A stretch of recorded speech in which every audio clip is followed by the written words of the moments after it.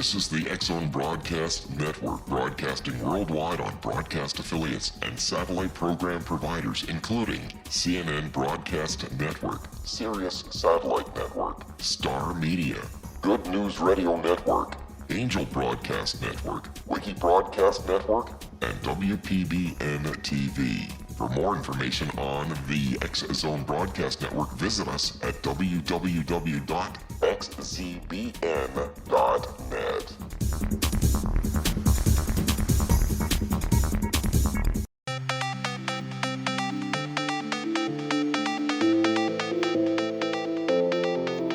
Welcome everyone to Too Good to Be True, and of course thank you to all the listeners.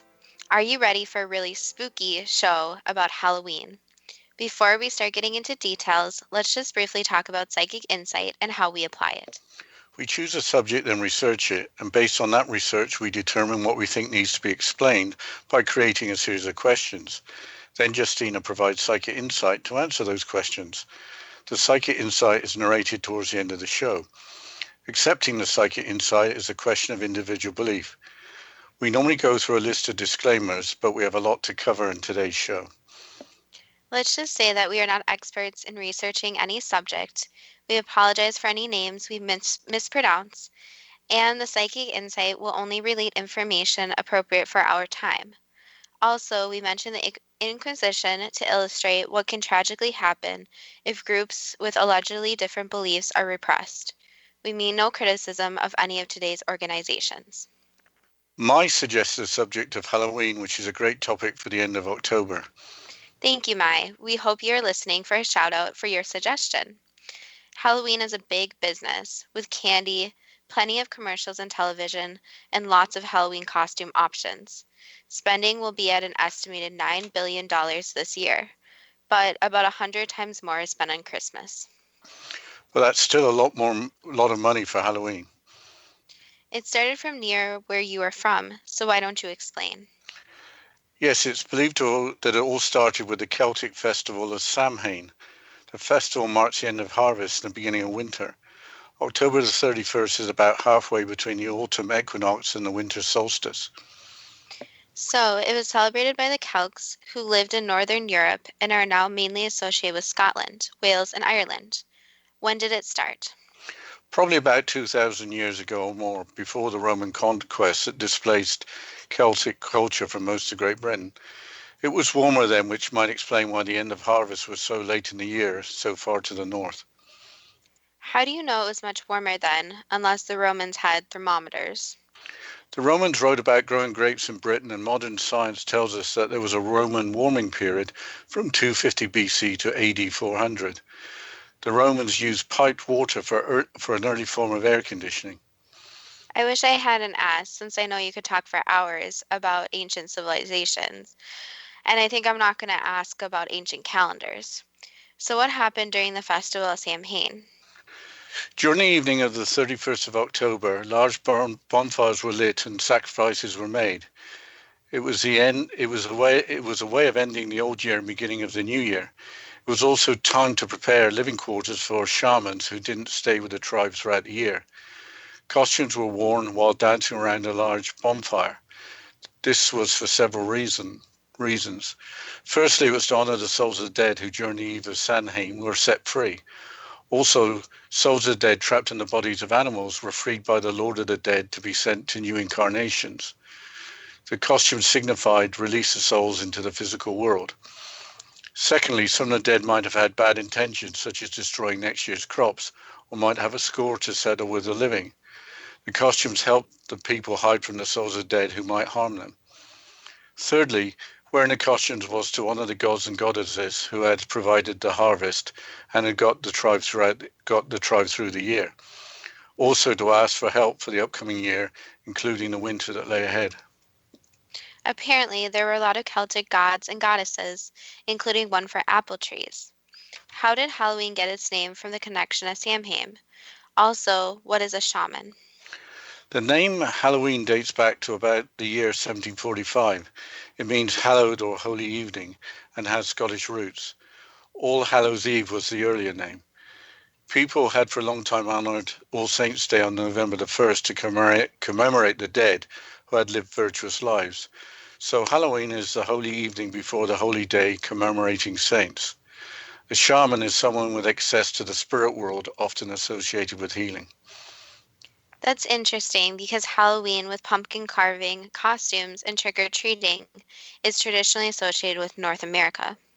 That's correct. In England growing up, Halloween was not celebrated. I recall that it was only in the 1980s that trick-or-treating started in a small way. When did All Souls Day start? Apparently about 1,000 years ago, when people started praying to all the departed. How did pumpkin carving start? That started with Samhain. The Celts carved turnips that were used as lanterns to scare away the unwanted souls or spirits. Eventually, they were carved to look like the faces they were trying to scare away. Later on in other places, pumpkins were easier to get hold of than turnips, so pumpkins were used instead. Well, it looks like we'll soon be going into a break. So before the break, I want to remind everyone to go and like our Facebook page. So if you go and type in Too Good to Be True on Facebook, you can like us on there, follow us. And if you do have a suggestion from the show, we'll even give you a shout out, as today the suggestion was from Mai, and we're giving her a shout out. So stay tuned for after this break to continue with our show on Halloween.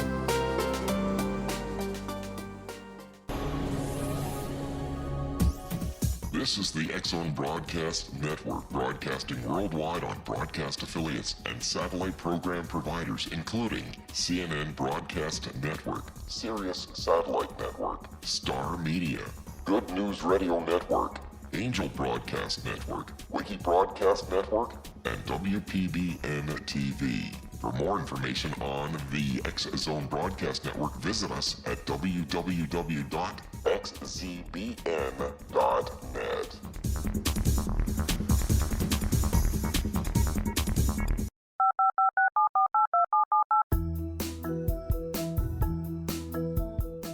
Did you know that when you're on the road with limited data or Wi-Fi, you can still listen to the X-Zone Radio Show with Rob McConnell, The Science of Magic with Gwilda Wiyaka, X-1, Dimension X, Space Patrol, and every minute of the X-Zone Broadcast Network by calling 213-401-0080, courtesy of Audio Now.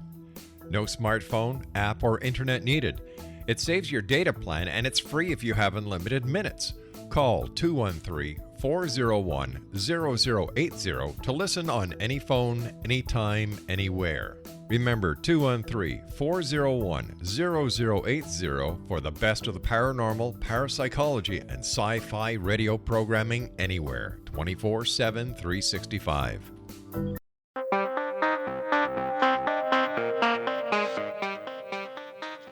Welcome back to Too Good to Be True.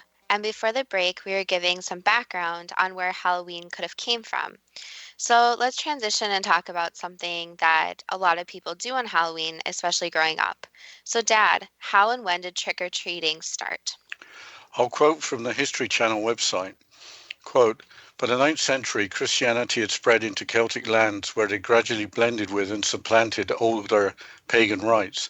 In 1000 AD, the church designated November the 2nd as All Souls Day, a time for honouring the dead. Celebrations in England resembled Celtic commemorations of Samhain, complete with bonfires and masquerades. Poor people would visit the houses of wealthier families and receive pastries called soul cakes in exchange for a promise to pray for the souls of the homeowner's dead relatives. Known as souling, the practice was later taken up by children who would go from door to door asking for gifts such as food, money, and ale. In Scotland and Ireland, young people took part in a tradition called guising, dressing up in a costume and accepting offerings from various households. Rather than pledging to pray for the dead, they would sing a song, recite a poem, tell a joke, or perform another sort of trick before collecting their treat, which typically consisted of fruit, nuts, or coins, unquote. That's interesting. There is a fusion of Christian and pre-Christian beliefs, with costumes and trick-or-treating dating back to the 11th century. But Halloween seems to be celebrated the most in North America. How did Halloween get so popular this side of the Atlantic? Here's a long quote, again from the History Channel website. Quote, in the mid-19th century, large numbers of new immigrants, especially those fleeing Ireland's potato famine in the 1840s, helped popularize Halloween. In the early 20th century, Irish and Scottish communities revived the old world traditions of souling and guising in the United States. By the 1920s, however, pranks have become the Halloween activity of choice for rowdy young people, sometimes amounting to more than $100,000 in damages each year in major metropolitan areas. The Great Depression exacerbated the problem, with Halloween mischief often devolving into vandalism, physical assaults, and sporadic acts of violence. One theory holds that it was the excessive pranks on Halloween that led to the widespread adoption of an organized community-based trick-or-treating tradition in the 1930s. This trend was abruptly curtailed, however, with the outbreak of World War II, when children had to refrain from trick-or-treating because of sugar rationing. At the height of the post-war baby boom, trick-or-treating reclaimed its place among other Halloween customs, quickly becoming standard practice for millions of children in America's cities and newly built suburbs. No longer constrained by sugar rationing, candy companies capitalized on the lucrative ritual, launching national advertising campaigns specifically aimed at Halloween, unquote. Yes, it's interesting how immigrants brought their traditions with them. In the case of Halloween, the tradition went mainstream with some commercial encouragement. But how is Halloween observed in other countries? The History Channel's website, again, is a great resource. Here's another quote describing the Day of the Dead as observed in Mexico, Latin America, and Spain. Quote, in Mexico, Latin America, and Spain, All Souls Day, which takes place on November the 2nd, is commemorated with a 3-day celebration that begins on the evening of October the 31st. The celebration is designed to honor the dead who, it is believed, return to their earthly homes on Halloween. Many families construct an altar to their dead in their homes to honor deceased relatives and to decorate it with candy, flowers, photographs, samples of the deceased favorite foods and drinks, and fresh water. Often a wash basin and towel are left out so that the spirit can wash before indulging in the feast. Candles and incense are burned to help the deceased find their way home. Relatives also tidy the grave sites of the departed family members.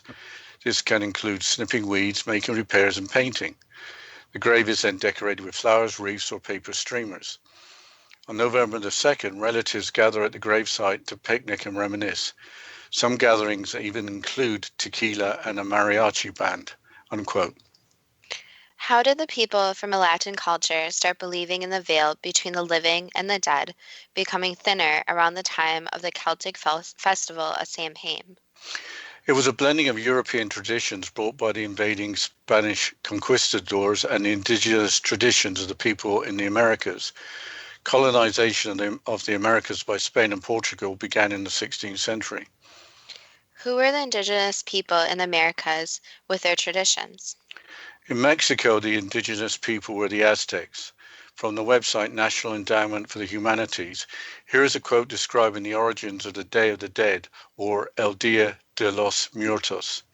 Quote, the Aztec Festival of the Dead was originally a 2-month celebration during which the full harvest was celebrated and figures of death were personified as well as honored.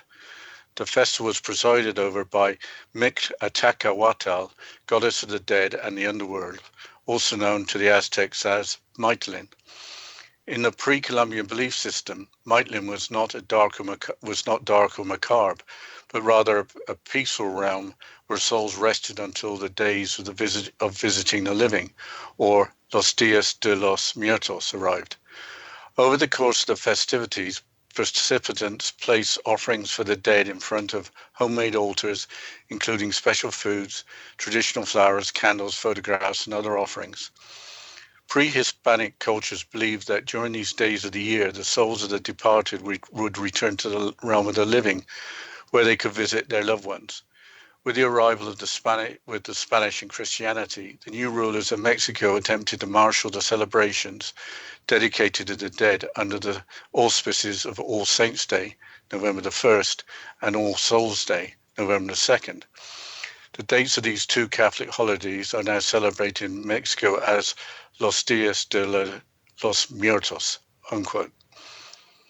Can you explain who the Aztecs were? It's interesting that Celtic and Aztec traditions had so much in common in honoring the dead around the time of harvest. I suppose that the onset of the cooler weather after harvest was like dying before rebirth in the spring.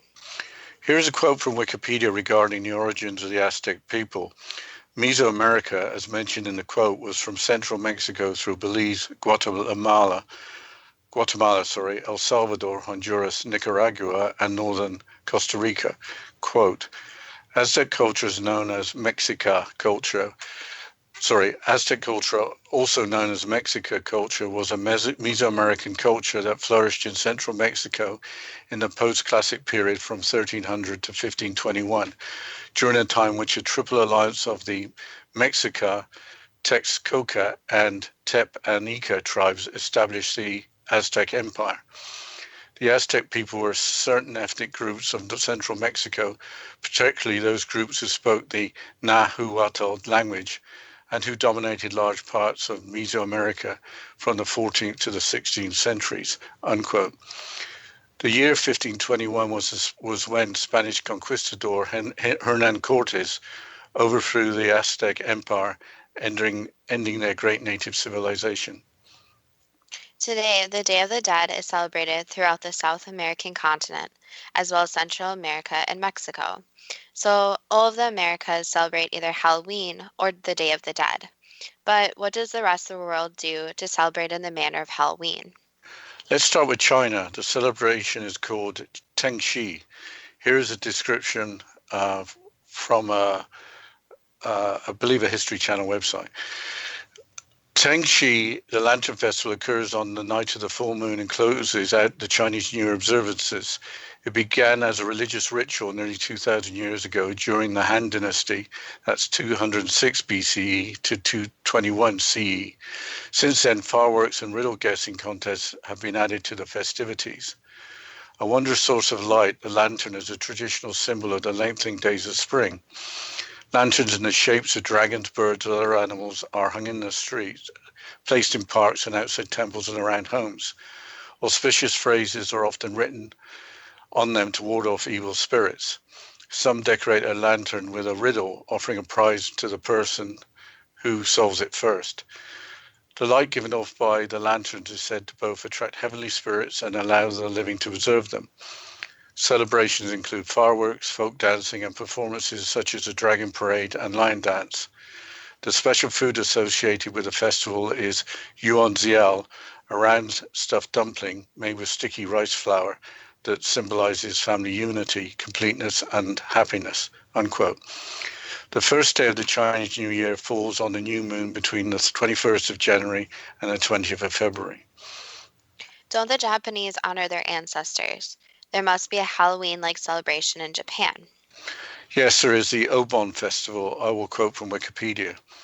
Obon, or just Bon, is a Japanese Buddhist custom to honor the spirits of one's ancestors. The Buddhist Confucian custom has evolved into a family reunion holiday during which people return to ancestral family places and visit and clean their ancestors' graves, and when the spirits of ancestors are supposed to revisit the household altars.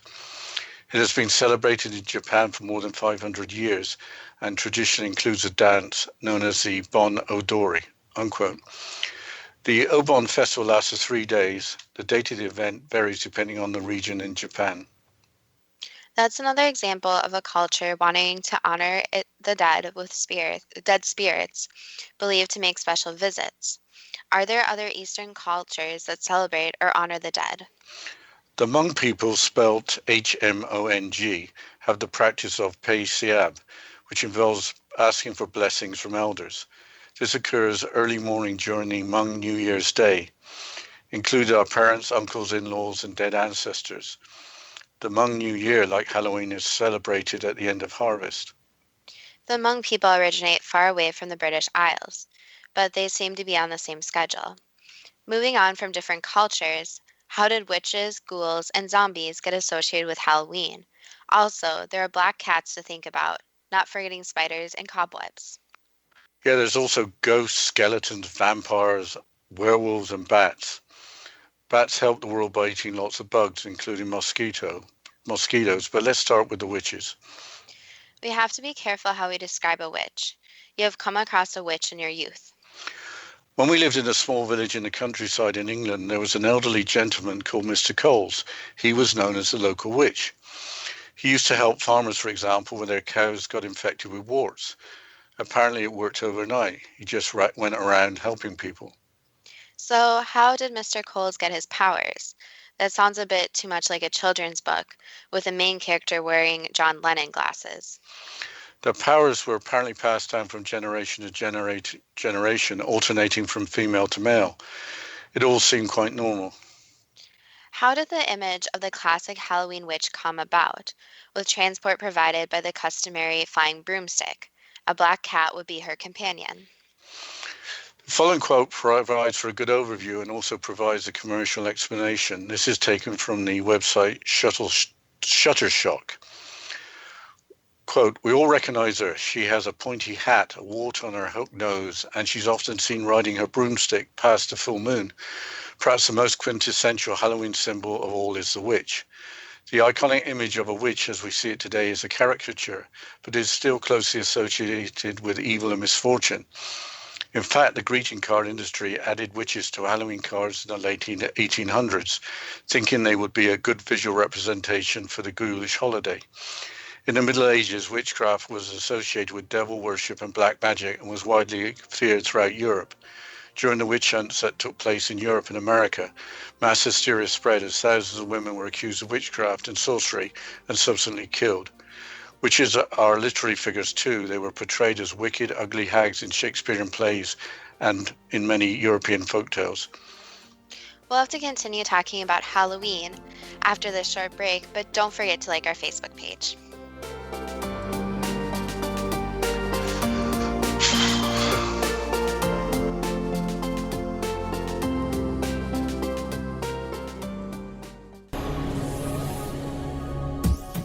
This is the X-Zone Broadcast Network, broadcasting worldwide on broadcast affiliates and satellite program providers, including CNN Broadcast Network, Sirius Satellite Network, Star Media, Good News Radio Network, Angel Broadcast Network, Wiki Broadcast Network, and WPBN TV. For more information on the X-Zone Broadcast Network, visit us at www.xzbn.net.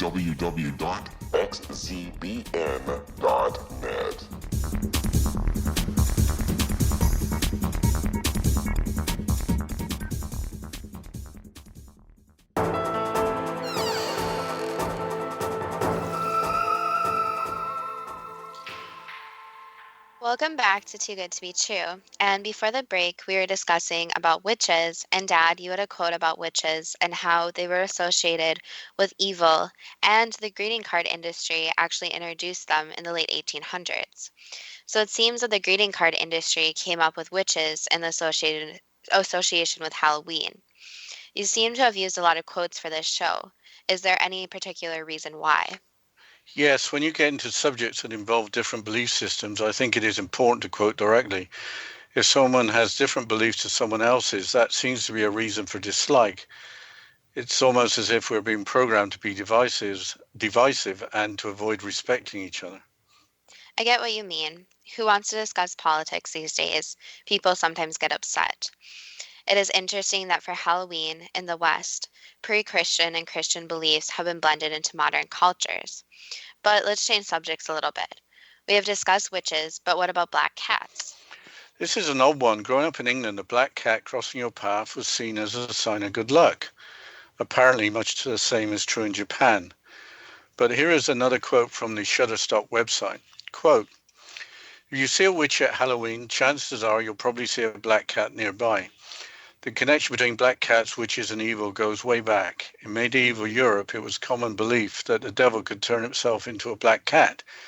During the witch hunts, accused witches were frequently found to have black cats as companions.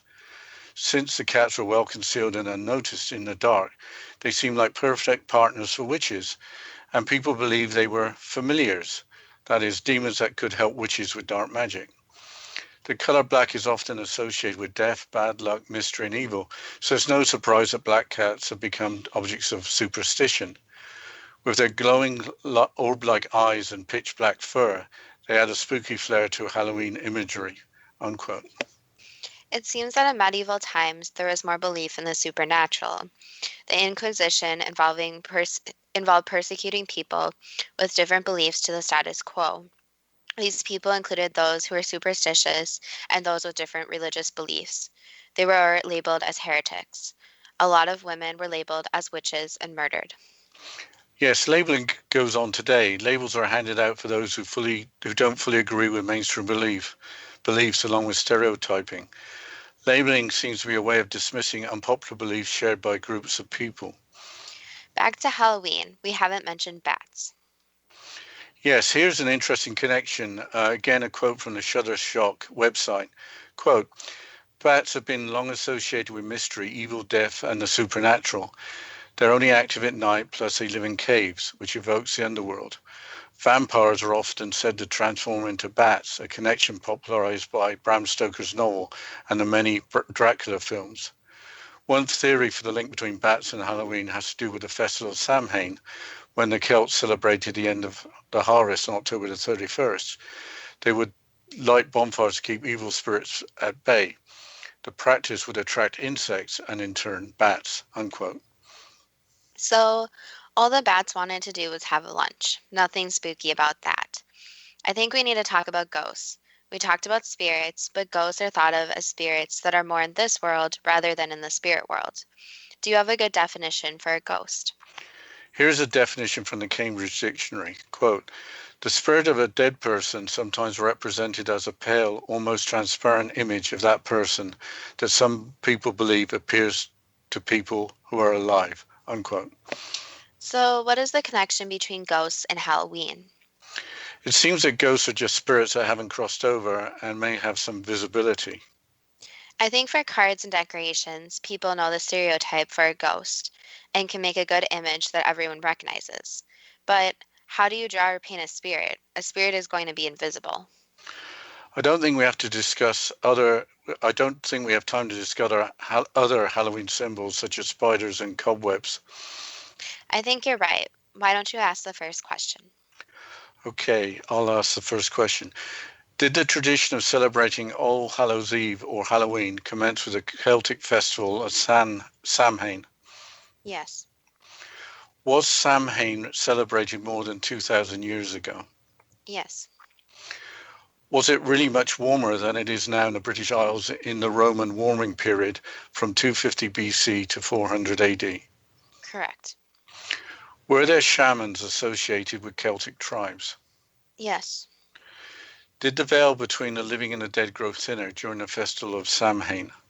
So during the festival, it wasn't really that the veil grew thinner, but instead that more people were aware of basically how close the living and the dead are. So since more people were aware of that, the spirits felt more compelled to be able to visit, if that makes sense. So the veil, if you want to call it that, is always the same. It's just people's awareness of it. Were souls of the dead trapped in animals? So animals have their own souls. So no, it's not the souls of the dead. Did the costumes help people hide from the souls of the dead?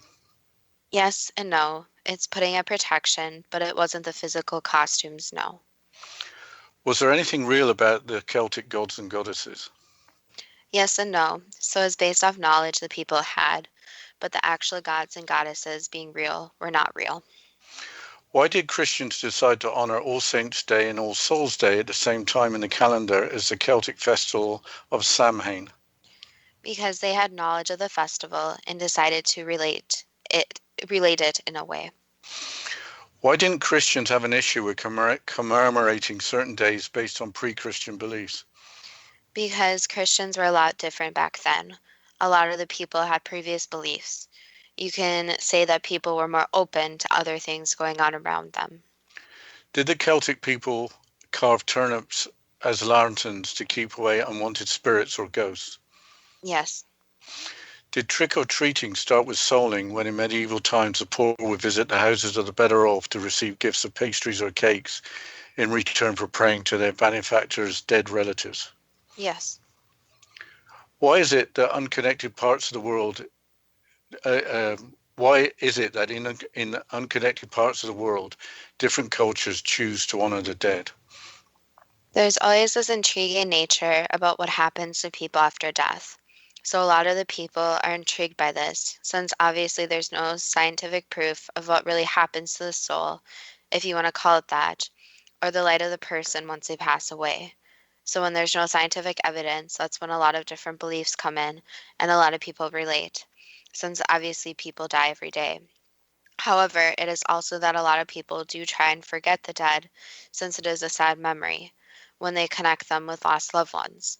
So, Halloween, you can think of it kind of as a celebration of all your past loved ones, but doing it in a fun way instead of doing it in a sad way. Why do different cultures choose the end of harvest to honor the dead? Because it is a celebration. So, once everything is harvested, it's usually when people can slow down and they can take time for something else. So, one, it's time they can put into their celebrations or Halloween, and also because now everything is slowing down. And it is also associated in some cultures with weather changes, since it kind of signals something different and something new happening. Do the souls of the departed visit the earthly homes during the Day of the Dead celebration? Yes, Do they visit during other days of the year? yes, all the time. Why didn't the Christian church in Mexico and Latin America have any problem with adopting Aztec traditions for Day of the Dead celebrations? Just because of the history of the land and a lot of the people were associated with the Aztecs and different civilizations down there. So it's welcoming others' beliefs, and there's nothing bad or negative about the celebration. So it's just something that seemed to be a lot of people wanting actually to celebrate the Day of the Dead, and the churches agreed since they saw the rising number of people who agreed with that belief. So the church wanted members and didn't worry about pre-existing beliefs. Correct. Why is the Chinese tradition of Teng Shui at a different time of year than harvest, being celebrated in either January or February? So this is just because of the timing they chose. So the timing doesn't really matter that much since it's still a celebration. It's just when the people decided on the time. And you also have to think about the differences in climates in different parts of the world. So obviously over there the weather is very different from what you would find in the United States. So a lot of the traditions still go on the weather and the changing of the year. Why did the ancient Chinese feel a need to honor their dead, as did the Celts and the Aztecs? Because the dead are very important. If you think about it, in a lot of beliefs and a lot of cultures, the dead still have a lot of influence after they pass on. So it's kind of a common thought to think that your loved ones will still visit you even after they have passed on. Why do Japanese people feel a need to honor their ancestors during the festival of Obon? Because their ancestors are so important, and in their beliefs, it is that their ancestors are still around. So it's an honor when they visit. And it's basically showing them that they celebrate them and still remember them. Why is the Japanese Obon festival for 3 days, just like the Day of the Dead in Latin countries? 3 is just a very significant number, and it basically represents the beginning, the middle, and the end. Why is the East Asian Hmong festival of Pace Siab celebrated around the harvest, the same time as Halloween and the original Celtic festival of Samhain? Basically, just another celebration, since harvest used to be very important to all cultures. And also in the Hmong culture, they very much celebrate the spirits around them. So it's not really celebrating the dead, since they try to celebrate them all year round, but instead just to celebrate so that people can come together too. Is there such a thing as a male or female witch who provides cures and other good deeds for their communities? So the problem with the term witch is that if you think of it and you think of history, A lot of witches supposedly have been punished or killed. Think of the Salem witch trials, for example. So usually when people do heal and do try to do the work that is often associated with witches, they usually prefer other terms such as healers. And they usually have different terms based on what culture they're actually associated with. So for witches, there is not anyone who rides on a broomstick in that way, or wears a strange hat, or is not the best looking. So the image of the witch, especially in American culture, is not the best. So yes, there's people who do practice, you could say, magic, but the term witch should not always be used to describe them. Was what we were told as children about Mr. Coles having special abilities true? Yes, Are the abilities passed on from generation to generation, alternating from female to male? not always, no. Was Mr. Coles simply a shaman? Yes and no. So it depends on what you term the word shaman, but there is a lot of overlap. So yes, you could say that. Does a descendant of Mr. Coles currently practice a form of witchcraft or shamanism? Yes, Were there classic witches in existence that were like the three witches in the Shakespearean play Macbeth? not exactly, no. Why did the church have to persecute and cruelly murder women, accusing them of being witches? There's two reasons here. One, that in groups of people, not even Christians, but in general, there's times through history when they are punished when they are different. So these women were different, which created fear in other people, since people sometimes associate differences with fear. The second reason is they saw some unbelievable things, and when unbelievable things happen, that again causes even more fear. So, in their minds, the only way to get rid of fear was to kill the women. But we'll have to continue with the questions and the psychic insight after this short break. And don't forget to like our Facebook page.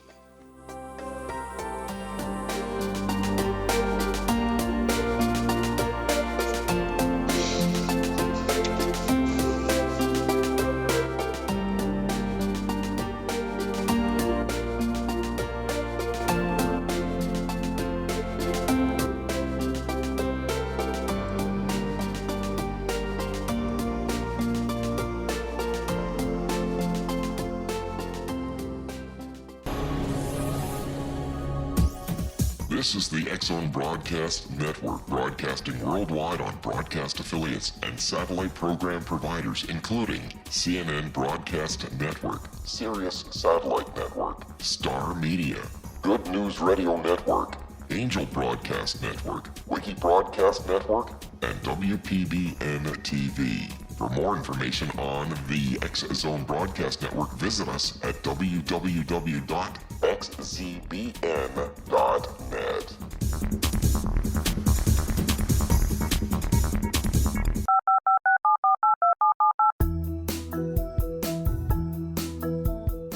Did you know that when you're on the road with limited data or Wi-Fi, you can still listen to the X-Zone Radio Show with Rob McConnell, The Science of Magic with Gwilda Wiyaka, X-1, Dimension X, Space Patrol, and every minute of the X-Zone Broadcast Network by calling 213-401-0080, courtesy of Audio Now.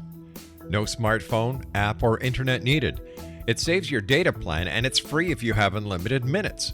Call 213-401-0080 to listen on any phone, anytime, anywhere. Remember 213-401-0080 for the best of the paranormal, parapsychology, and sci-fi radio programming anywhere, 24/7, 365.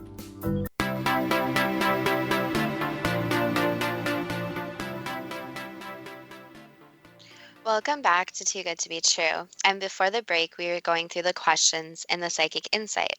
So, Dad, can you please continue on the questions? Sure. Why did the church label people with perhaps other beliefs to their own as heretics while persecuting and cruelly murdering them? Basically, it goes back to fears of different people.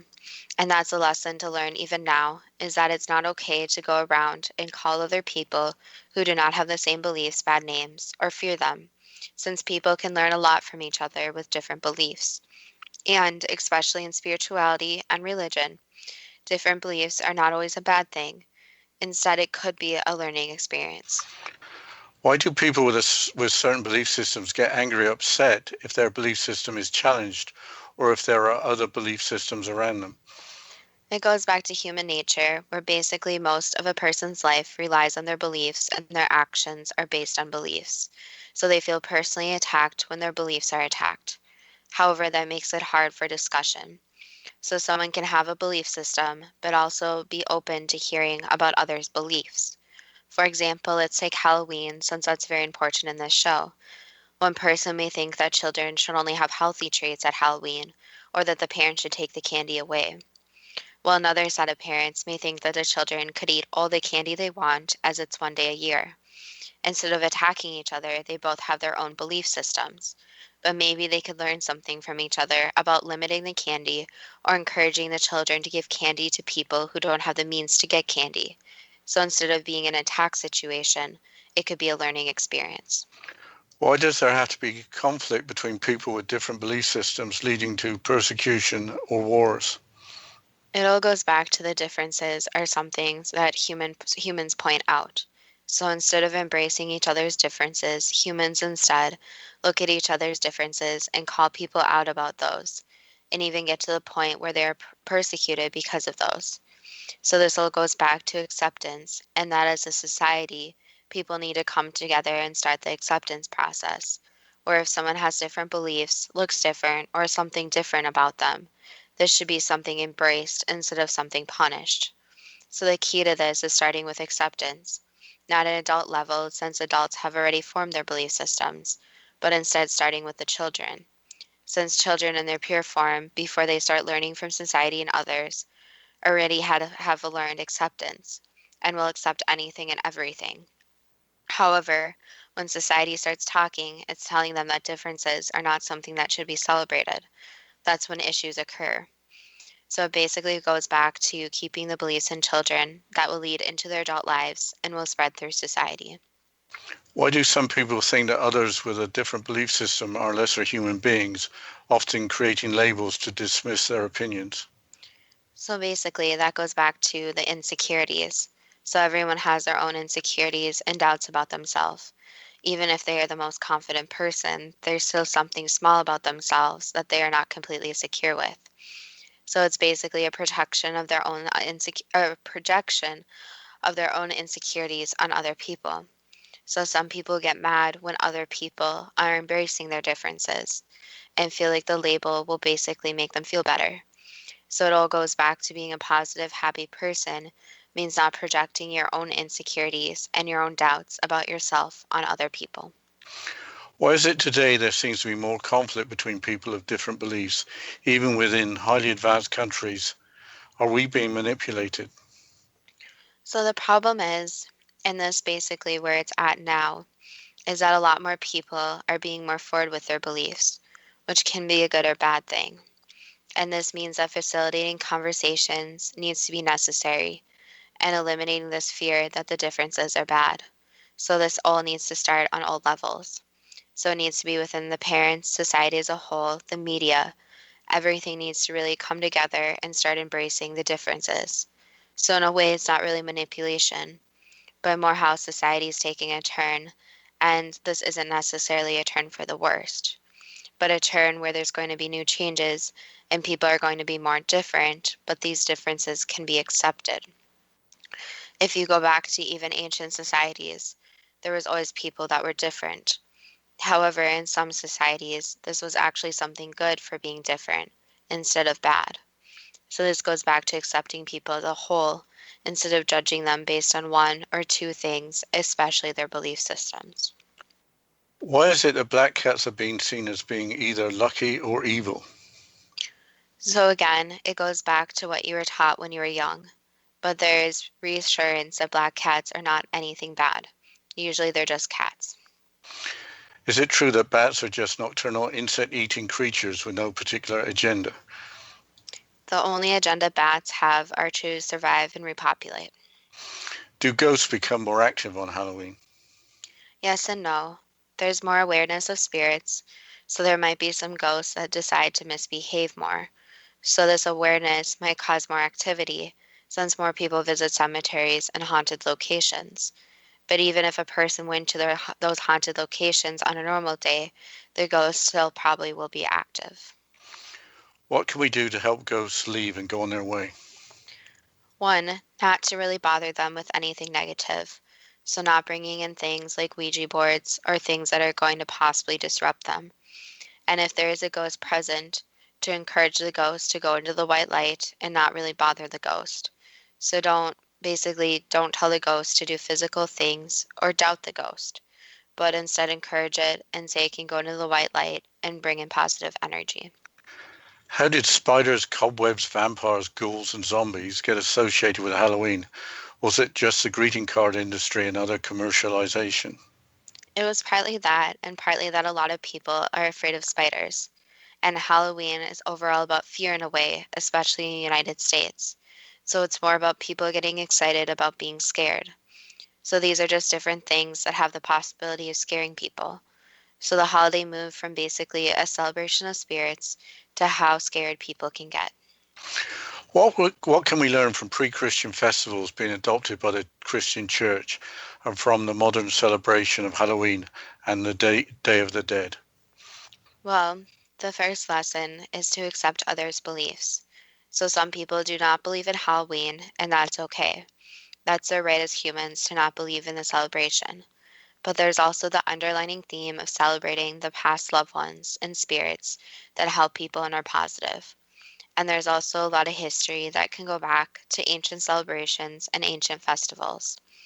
So a lot of the celebrations that occur today actually do have a background. So Halloween is a really good time for people to do their own research and celebrate what used to happen, since Halloween has become very commercialized about spending money on expensive costumes, expensive candy, and going into different events that usually cost lots of money. So it turned into an event of what you give to something that you have to spend a lot of money on. But with the Day of the Dead, it is a little bit different since it is more back to the ancient roots of being a festival. That was the last question. I'll have to ask the question. Is Halloween just a fun way of celebrating departed loved ones? Too good to be true. That depends on what you are prepared to believe. I like the idea of fun being associated with departed loved ones. There's too much sadness in our world.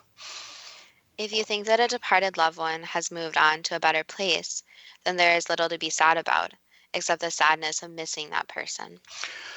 I have a confession to make. I get more upset when a pet passes away than, say, a distant relative. Maybe pets just accept you for who you are and provide wonderful companionship. If you believe that animals have souls, then they're not very far away. What are you going to do this Halloween? Dress up in a costume, of course, and meet up with friends. I might dust off the plastic skeleton that's been hanging up in the garage for years and keep the puppy occupied when the doorbell rings. Well, when we were younger, we used to dress up in costumes, and you would dress up too, and we'd walk around the neighborhood going trick or treating. Yes, I remember one year I had a convict's outfit with a ball and chain. Yeah, and I think I was a dog, so I mean, we both kind of got the bad end of the stick in that one, but well, of course, we want to say happy Halloween to everyone, and we hope everyone enjoyed this Halloween special.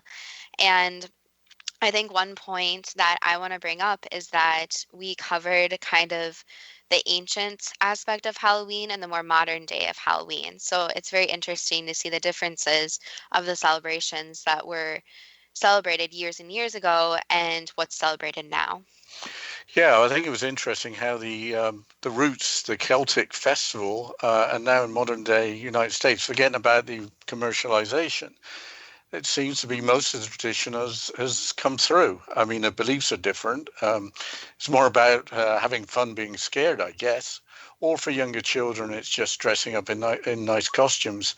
But it's been a fascinating subject, and I really thank Mai for suggesting it, because I'd have never have thought of anything topical. Yeah, and on that note, if anyone would like to go make a suggestion, you can go on our Facebook page, you can comment, or you can message us, and we would love to hear any suggestions. And if you're comfortable with your name being in the show, we'll give you a shout out on the show. So if anyone has any topics that they're dying, just a pun, it wasn't very funny, I know, but if they're dying to hear about, then we will cover that topic. And we would love if people go on there, interact with us, have any comments about the show. Is there any Halloween traditions that you and your family do that are different? Is there something you guys do every year? We would love to hear about it. Yeah, finally, if you want to resurrect any old subject, let us know. Well, of course, everyone, please have a safe and fun Halloween and be nice to all the kids. So don't pick on the little kids. Don't go around scaring anyone too badly. And of course, remember your past loved ones, since that's actually seems like it was important in these celebrations. And of course, thank you to all the listeners and stay tuned for next week's show.